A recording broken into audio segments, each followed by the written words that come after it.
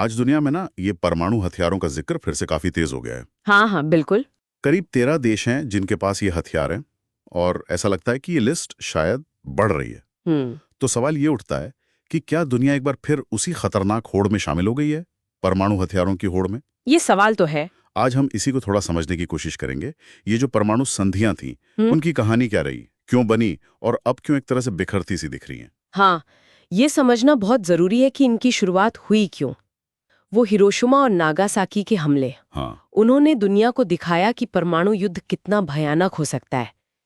इसी डर ने और फिर अमेरिका और सोवियत संघ के बीच जो वो हथियारों की होड़ चली 1945 से 60 के दशक वाली। हाँ, उसी दौर में उसने एक अजीब से सिद्धांत को जन्म दिया, मैड, मतलब म्यूचुअल अश्योर्ड डिस्ट्रक्शन। परस्पर सुनिश्चित विनाश। नाजुक बैलेंस को बनाए रखने के लिए और हथियारों को फैलने से रोकने के लिए संधियों की जरूरत महसूस हुई। अच्छा, तो चलिए कुछ जो सबसे अहम संधियां रहीं उन पर एक नजर डालते हैं।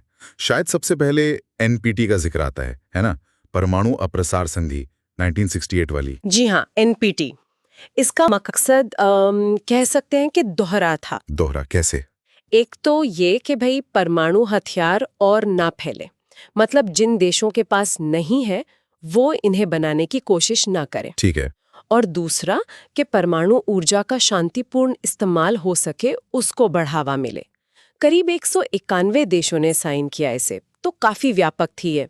लेकिन इसमें भी कुछ कह सकते हैं कि पेंच थे, जैसे भारत, पाकिस्तान। हाँ, वो एक बड़ी सीमा थी इसकी। भारत, पाकिस्तान, इजराइल जैसे देश जिनके पास परमाणु क्षमता थी या है, वो इसके सदस्य नहीं बने।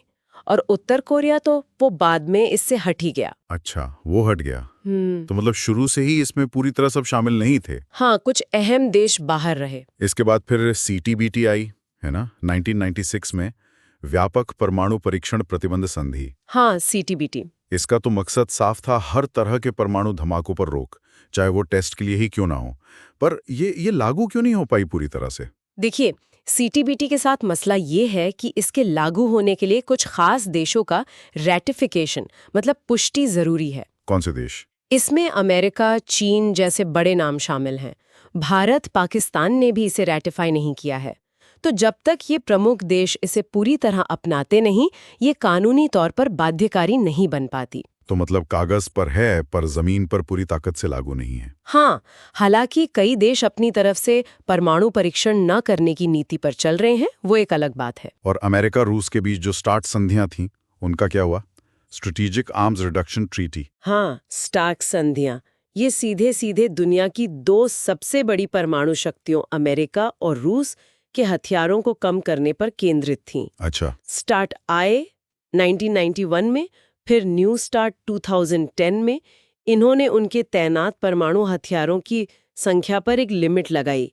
काफी सफल मानी जाती थी ये। थी, मतलब अब नहीं है। हाल में जो तनाव बढ़ा है, उसके चलते 2023 में रूस ने न्यू स्टार्ट में अपनी भागीदारी सस्पेंड कर दी, निलंबित कर दी। अरे, ये तो बड़ा झटका है फिर। हाँ, हथियार नियंत्रण के लिए ये वाकई एक बड़ा झटका है। और एक और संधि जिसका काफी जिक्र होता है, आईएनएफ संधि। हाँ, intermediate range nuclear forces treaty 1987 की। ये भी अमेरिका और सोवियत संघ, बाद में रूस के बीच थी। इसने क्या किया था? इसने जमीन से छोड़ी जाने वाली मध्यम दूरी की परमाणु मिसाइलों को खत्म कर दिया था। यूरोप में तनाव कम करने में इसका बड़ा हाथ था। लेकिन ये भी खत्म हो गए। ये भी खत्म हो गई। 2019 में अमेरिका इससे बाहर निकल गया। क्यों? उनका आरोप था कि रूस इसका उल्लंघन कर रहा है। रूस ने आरोपों से इनकार किया, लेकिन नतीजा ये हुआ कि संधि टूट गई। और ये दिखाता है कि आपसी भरोसा वो कितना कम हो चुका है। तो क्या ये भरोसे की कमी ही मुख्य वजह है इन संधियों के एक तरह से नाकाम होने की? ये निश्चित रूप से एक बड़ा फैक्टर है। बिल्कुल, जब बड़े देश ही एक दूसरे पर शक करने लगे, जैसे आईएनएफ में हुआ, तो फिर पूरी व्यवस्था कैसे चलेगी? सही बात है। पारदर्शिता की कमी, वेरिफिकेशन के अच्छे सिस्टम का ना होना, ये सब अविश्वास को और बढ़ाते हैं। लेकिन सिर्फ यही वजह नहीं है। अच्छा, और क्या है? देखिए, जियोपॉलिटिक्स भी बदल रही है। चीन का उदय हो रहा है एक बड़ी शक्ति के तौर पर। हाँ। और चीन के परमाणु हथियार वो इन पुरानी संधियों के दायरे में उतने आते नहीं हैं, तो समीकरण बदल रहा है। फिर भारत पाकिस्तान का तनाव है, उत्तर कोरिया का अपना कार्यक्रम है। तो ये क्षेत्रीय तनाव भी असर डालते हैं। बिल्कुल। देश अपनी सुरक्षा की चिंता पहले करते हैं, भले ही उससे कोई ग्लोबल संधि कमजोर हो जाए। और तकनीक, आजकल हम सुनते हैं हाइपरसोनिक मिसाइलें, एआई वाले सिस्टम, इनका क्या रोल है? हाँ, ये टेक्नोलॉजी एक बहुत बड़ी चुनौती है।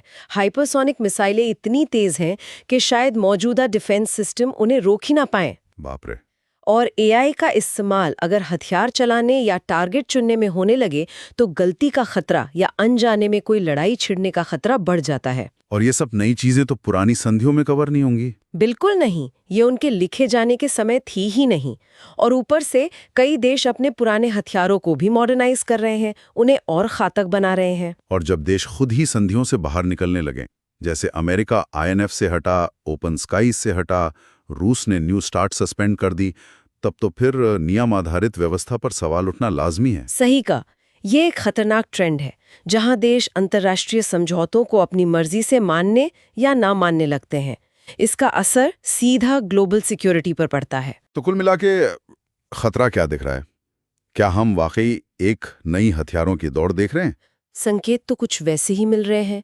जब बड़ी ताकतें हथियार बढ़ाती हैं तो दूसरों पर भी दबाव आता है। और इनको रोकने वाले जो सिस्टम है, जैसे यूएन या आईएईए, देखिए, वो संस्थाएं अहम काम करती हैं, जैसे अंतर्राष्ट्रीय परमाणु ऊर्जा एजेंसी आईएईए, लेकिन उनकी अपनी सीमाएं हैं।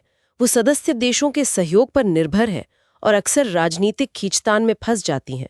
उनके पास खुद से संधियों को लागू करवाने की ताकत वो सीमित है। और इसमें वो आकस्मिक युद्ध का खतरा, मतलब गलती से कुछ हो जाए, कोई गलत अलार्म, कोई साइबर अटैक या एआई में गड़बड़ी।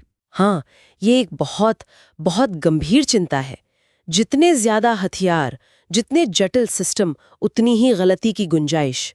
एक छोटी सी चूक या कोई गलत फहमी भी बहुत भयानक नतीजा ला सकती है, खासकर तब जब देशों में तनाव ज्यादा हो और बातचीत कम। तो ये वाकई एक चिंताजनक तस्वीर उभर रही है।